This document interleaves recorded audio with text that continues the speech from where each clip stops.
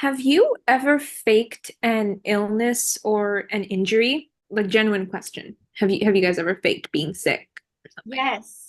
Yes, for skipping school, skipping tuition, and skipping some stuff. Yes. Slay.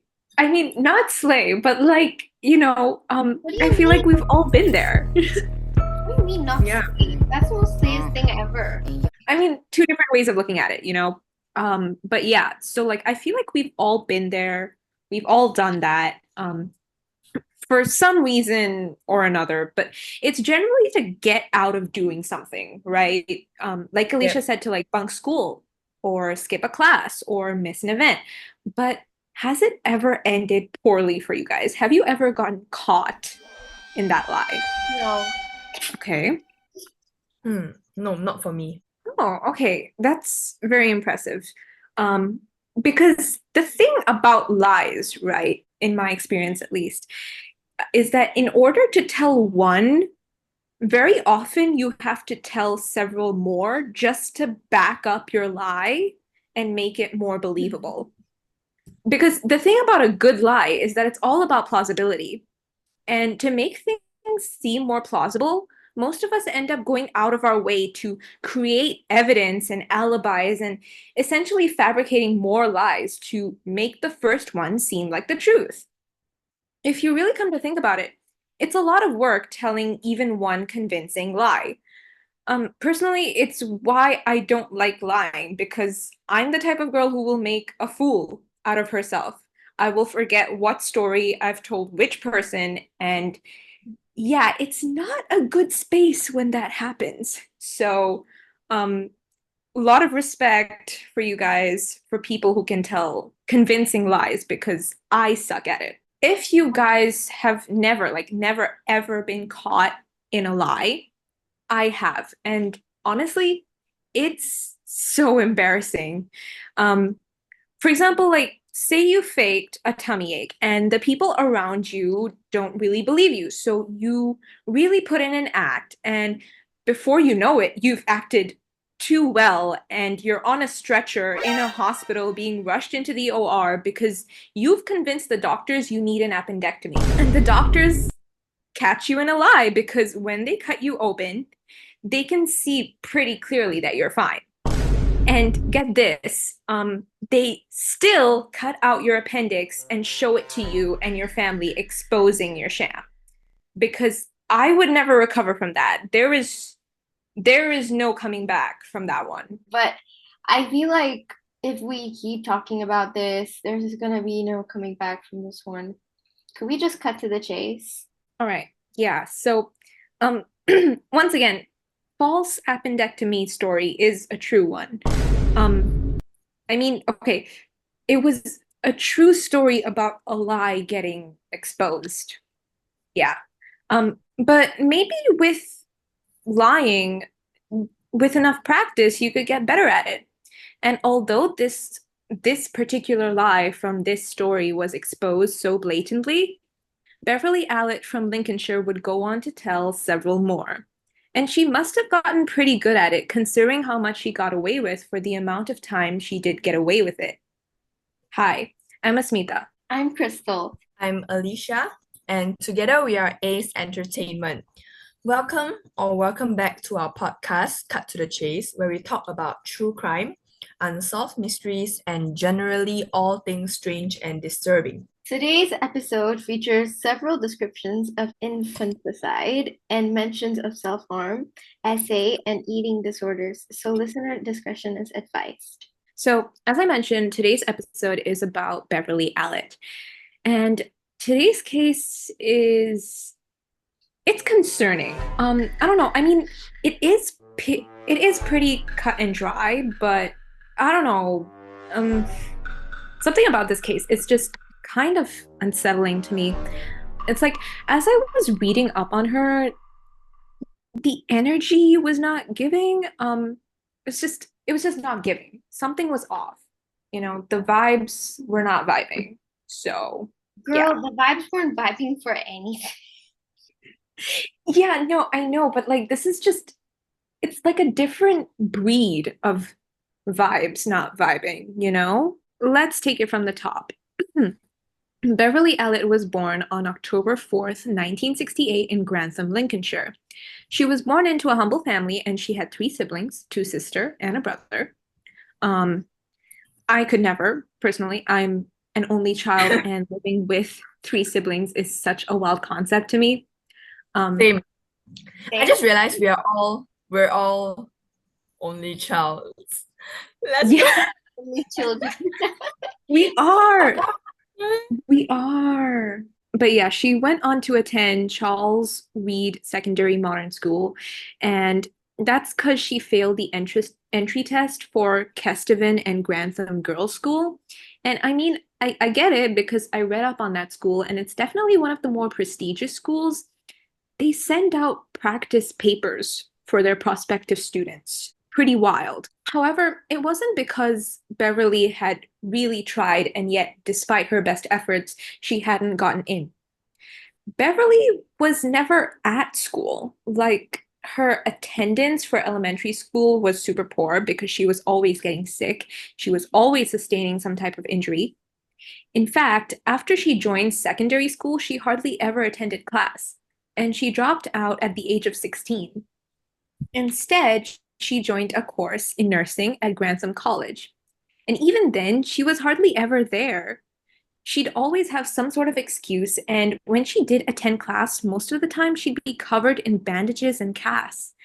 It was a pretty concerning sight to see, so her peers and her teachers often told her to get her injuries checked, or to go to a doctor, or even just let them take a look underneath all that gauze. But she never let anyone see. Her peers, I mean, at this point, they're assuming the worst.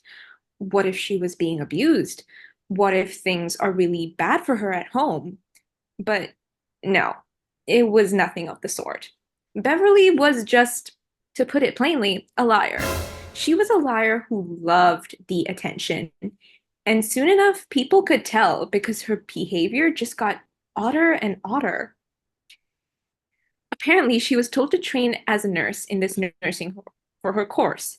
And for some reason, still unknown, Beverly smeared poop, like feces, on the walls of the nursing home, which, I mean, it's gross and unhygienic, but also I can't think of a single reason, good or bad, as to why someone would do that. And she had nothing to say for herself after doing it. The story that I began with about the appendectomy, it happened. She did that. In fact, she used to spend a lot of time in hospitals because she'd just make things up. She'd just walk into the emergency room like, I can't breathe through my nose. I suffocate every time I try, or I can't feel my fingers or toes, or I have a splitting headache that won't go away. This happened so often that doctors and clinics and hospitals knew her. They knew her as that girl who just faked an illness or an injury for no reason, so they actually began to refuse service to her. She also used to practice self-harm, and even after her appendectomy, she had to be kept in the hospital for quite some time because she kept messing with her stitches till they'd come undone, so she could prolong the healing process. But it's not just this. She was mean. She could be aggressive with you. She'd guilt trip and manipulate you and lie about 1,000 different things. Her boyfriend from her teen years said that before breaking up with him, she claimed that she was pregnant when in fact she wasn't. And then she even accused him of SA. Yeah, very, very problematic behavior, which no one could really identify a cause for at that time. But now we know. This type of behavior is attributed to a rare condition called Munchausen syndrome. When someone has Munchausen's, the person pretends to be sick or deliberately gets sick so that people care for them and so that they can ensure that they're the center of attention. I feel a lot of people suffer from this though. Like I see it a lot in shows. And like old people, don't ask. Yeah. The story picks up again in January 1991. By now, all of us know that Beverly isn't the best at school. And by this point, she's failed several nursing exams in succession. Nonetheless, in January of 1991, she was offered a job at the Grantham and Kesteven Hospital. And it's safe to assume that they wouldn't have done this unless they absolutely had no other choice. And they really didn't, because they were really understaffed in 1991, with only 2 trained licensed nurses working the day shift and 1 trained nurse working the night shift. And I mean, nurses really carry, you guys. Nurses are so important. I mean, I think it's very natural to think that, like, as an outsider who doesn't work in that profession, that it's the surgeons and the doctors that are the most important. But in my opinion, both roles are equally vital to make an efficient hospital. We stand nurses and healthcare professionals of all kinds. So Beverly was offered work there as a nurse on a temporary 6-month contract, and she was assigned to Pediatric Ward 4. Around February of the same year, a 7-month-old boy, Liam Taylor, is admitted on account of a chest infection. Mr. and Mrs. Taylor are, as one would imagine, quite anxious because they're first-time parents. They just want to be extra sure of everything. The doctors take a look at him and conclude that they will treat him and keep him overnight till the infection subsides. Instantly, the parents are making plans to stay at the hospital for the night as well. Beverly sees this and she assures them that they can go home and take some rest, and that Liam will be well cared for in the hospital. Begrudgingly, the parents agree and go back home, but later that night, Liam suffers a mild respiratory episode. Upon receiving the news the next morning, the parents rush back, like, we aren't leaving, we're staying the night this time. And they do, along with Beverly, who takes up another night shift at the hospital. The same evening, Liam has another minor episode, but he pulls through. He actually makes a pretty steady recovery from this, so the doctors gather that they will be discharging him soon.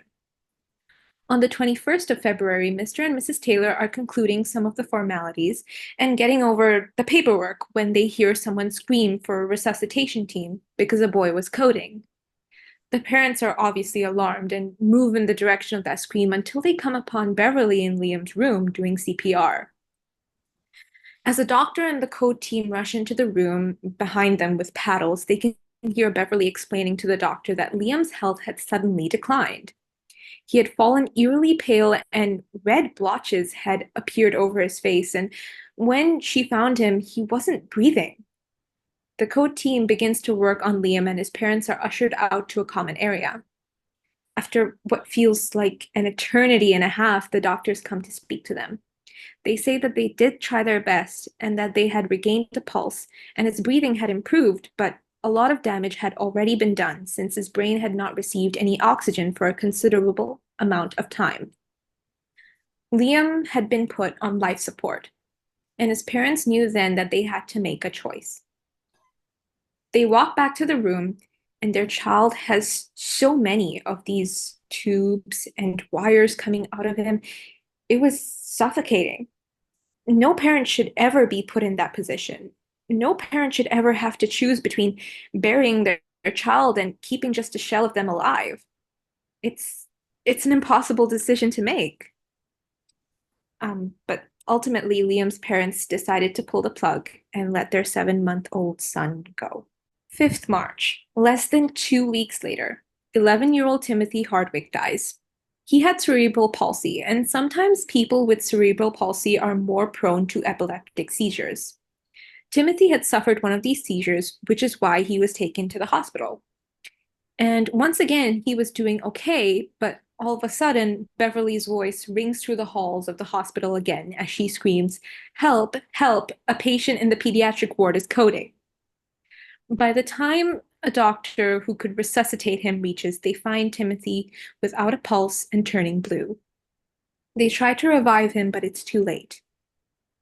At that point, cause of death was unascertained, but the doctors attributed it to his epilepsy. 3 days later, 1-year-old Kaylee Desmond almost dies.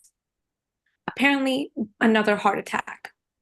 She also had a minor chest infection, and she was recovering pretty well when suddenly her vitals dropped and she went into cardiac arrest. The doctors and medical staff manage to save her, and she is transferred to another hospital in Nottingham. The doctors at this other hospital think it's really bizarre that a 1-year-old who was going through a stable recovery suddenly suffered this episode. So they decide to conduct a full medical examination on her just to be sure. Surely enough, they find that near her armpit, Kaylee has this faint mark indicating some sort of puncture wound. Upon further inspection, doctors find an air bubble near the wound, but they just pass that off as some sort of accidental injection. Which I don't even know how that happens, but oh well. Once again, no flags are raised and no investigation is initiated. I'm sorry, what? Aren't injections supposed to go on your arm, not at, like under your arm? I Mm. know. I know. And how does one just accidentally walk into a patient with, a needle? Girl, What do you mean? What do you mean accidental injection? Right. Make it make sense. you have one job and it's obvious. Come on. What do you mean accidental? You're lying to yourself. I get that hospitals are busy places, and I get that the doctors and surgeons, they probably have like a dozen other things on their mind, but like, I guess we'll never know for sure. I guess we'll never know. 12 days later, 5-month-old Paul Crompton almost dies. And this is bizarre because it is literally written on one of our sources that he had a non-serious bronchial infection. And once again, I don't know if I'm just reading this wrong, but I feel as though if someone describes something as, quote, non-serious, they're pretty much saying that it's not a matter of life and death. But on the 20th of March, Paul collapsed thrice, almost entering a coma all 3 times. Granted, doctors and staff managed to revive him all 3 times, but once again, that's just bizarre. That's not something you'd expect would happen to a child with a non-serious infection, right? That's Yeah. like saying you're going to the hospital because you have the hiccups and suddenly you start having a heart attack. Like there's no, oh wait, no, maybe that does happen. Hold on that. Hold on. I don't know. Now, hold I feel on. like that's something that does happen, but like you know what I mean. You know what I mean, right? Like there's no correlation. The doctors at Grantham and Kesteven Hospital attributed this strange incident to a severe fluctuation in his insulin levels. But what would even prompt such a thing? Paul was also transferred to a different hospital in Nottingham, and Beverley rode along with him in the ambulance. Upon his arrival at the new hospital, Paul's insulin levels were once again ridiculously high, and no one could tell why. The very next day, the same thing happens again to Bradley Gibson, who suffers heart failure and has to be resuscitated. The 5-year-old was in the ward due to pneumonia. And sure, pneumonia is a serious condition which can lead to strokes or heart attack, but in my opinion, it's just weird to me that this happened twice in a row. And later that evening, before Bradley is transferred to another hospital, he has another heart attack. Once again, doctors call for a blood test, which once again depicts high levels of insulin, but the doctors can't seem to make heads or tails of it. The next day, 22nd March, again, a child has a brush with death. Also, I may be saying this child's name wrong. Yi Hong Chan? I don't know. I'm sorry if I pronounced that wrong. The 2-year-old was at the hospital because of a skull fracture as a result of a bad fall. When his health started to decline, Beverley was the one who raised the alarm, since the boy was blue and was clearly experiencing a lot of distress. After conducting CPR, the boy responded well to oxygen before being transferred to the hospital in Nottingham, where he recovered quite quickly.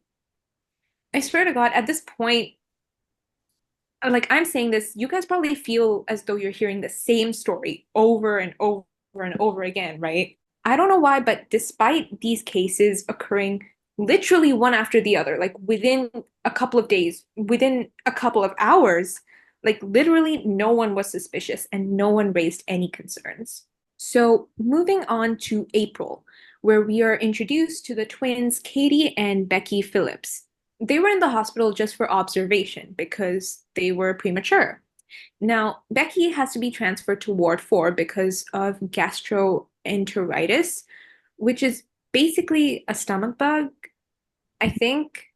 I don't know for sure. Please don't come for me, med students, medical professionals. Yeah. And this happens on the 1st of April. On the 3rd of April, Beverly once again alerts doctors and medical staff because she thinks something is wrong. Because according to her, Becky was ice cold and deathly pale. Her stats also showed that her heartbeat was a bit irregular, so she thought Becky must be hypoglycemic. But once the doctor investigated, they determined nothing was wrong. At this point, Sue Phillips says that perhaps she should take the twins home with her. Perhaps they'd feel better in a more quiet environment with their family. So the doctors agreed. That evening, at the Phillips home, Becky starts crying and she doesn't stop. She is just screaming and sobbing, and her face turns all red. And Sue Phillips immediately calls the doctor. A physician reaches their home and examines Becky before turning to Sue, and he tells her, "Oh, it's fine. She's fine. Your baby just is colic." And consequently, the physician leaves, but Becky's tears don't stop. They don't stop till much later in the night when she passes away.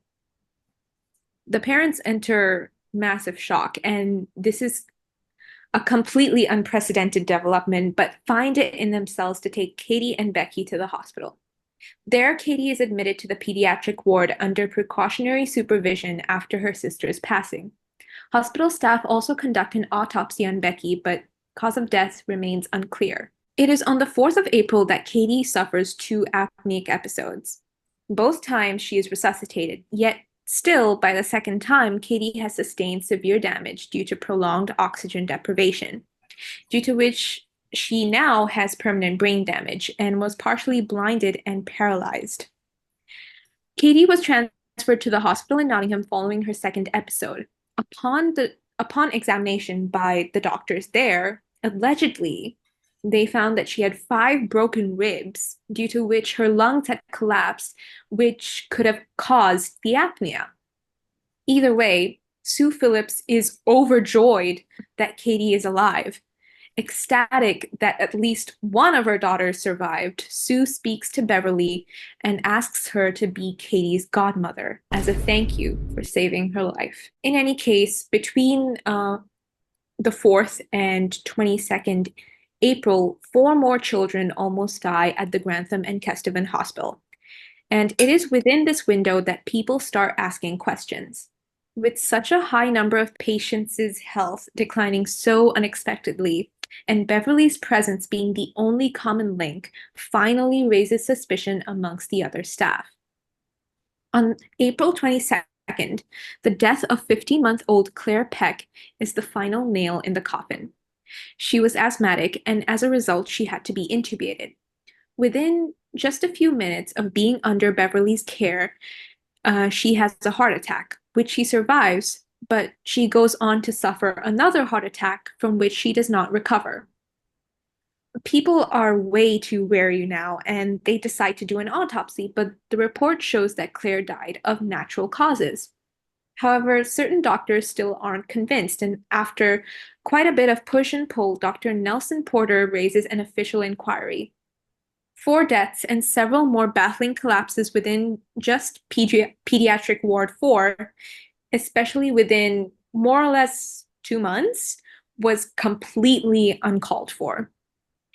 He was concerned that Ward 4 was victim to some new sort of airborne virus, but procedures and checks revealed nothing abnormal in the air. Finally, since Claire was yet to be buried, the doctors decide to take another blood sample from her and test it. Results show that she had high levels of potassium in her blood.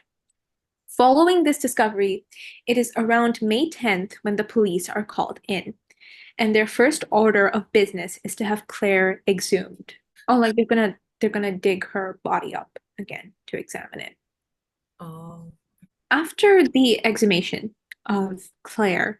Luckily, it isn't too late, and a talk screen on Claire reveals lignocaine being present in her body. Lignocaine is a drug administered to a coding patient, but it isn't something that should be given to children. The superintendent for the case, Stuart Clifton, immediately suspects foul play and begins investigating some of the more odd cases that the ward had seen over the past 2 months. He notices the pattern of the abnormally high levels of insulin present in many of the blood tests that were conducted. He interviewed the parents of all the victims and also the hospital staff.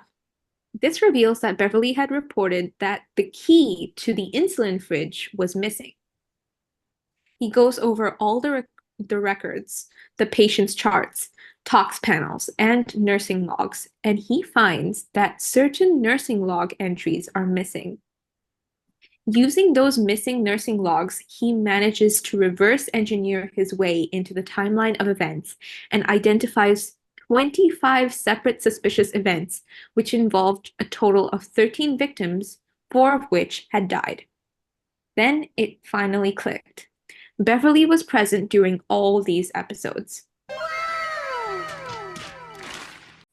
It takes the cops around 2.5 months more to build a case with enough evidence against Beverley, but she was only charged and arrested for murder in November of 1991. Beverley maintains that she's not guilty and remains pretty calm during the initial police interrogations after her arrest. She says she was simply doing her job and taking care of the kids to the best of her abilities. With her refusing to comply or speaking about the odd cases in Ward 4, the police begin to dig into Beverley's past. Her history with Munchausen syndrome comes into light. After consulting with different healthcare professionals, the police and prosecution conclude that not only does Beverley suffer from Munchausen syndrome, but she also may have played the role of an abusive caregiver, indicating she may also have Munchausen syndrome by proxy. Do you know the difference between Munchausen syndrome and Munchausen's by proxy? Yeah, it's a form of child abuse, right? It's like it happens after something, right? It's not like from her type thing. Yeah, yes, you're actually you're correct. It's a mental illness and it's a form of child abuse. And the caretaker of the child, and in most cases, it's typically the mother, but it can be any caretaker, and they make up fake symptoms or cause real symptoms to make it look like the child is sick. Oh my gosh, like with what's her name? Oh my God, Gypsy Rose, Gypsy Rose. Her mom faked, like her mom gave her all kinds of stuff to make it seem like she had cancer. Oh, And so she murdered her mom. Oh, gave- wait, you told me about this. she gave the mom a bunch of stuff to make her have cancer. No, the mom gave her a bunch of stuff to make her look like she has cancer. Oh, And then she suffered like for a really long time thinking she actually had cancer, and everyone thought she had cancer, and she went for chemo and her hair fell off and everything, but she didn't have cancer. oh my gosh, that's cruel. And so Why would the mom do that? Yeah, I agree. So when she found out, she murdered her mom. Oh, Yeah, like Oh. Gypsy murdered her mom, and then she went to jail, and she just came out like a few months ago. Yeah. oh, I think she's like in her 30s, at 20, I'm not sure, but she's on TikTok, guys. And justice Yeah, for you were Gypsy, telling me about this.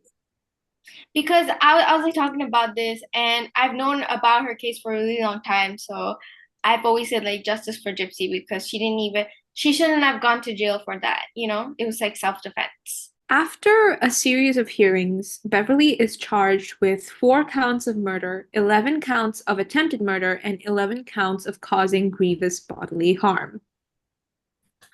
She only finally goes to trial on the 15th of February 1993 at the Nottingham Crown Court. This delay is partially caused due to her health fluctuating. Between November 1991 and February 1993, she lost almost 32 kgs in weight since she developed anorexia nervosa, which only helped the prosecution later on when they tried to prove that she wasn't in the right state of mind and that she probably never would be. In fact, because of her persisting quote unquote illnesses, Beverly hardly ever attended her trial. In a trial that lasted almost 4 months in all, she only went to court for like 16 days.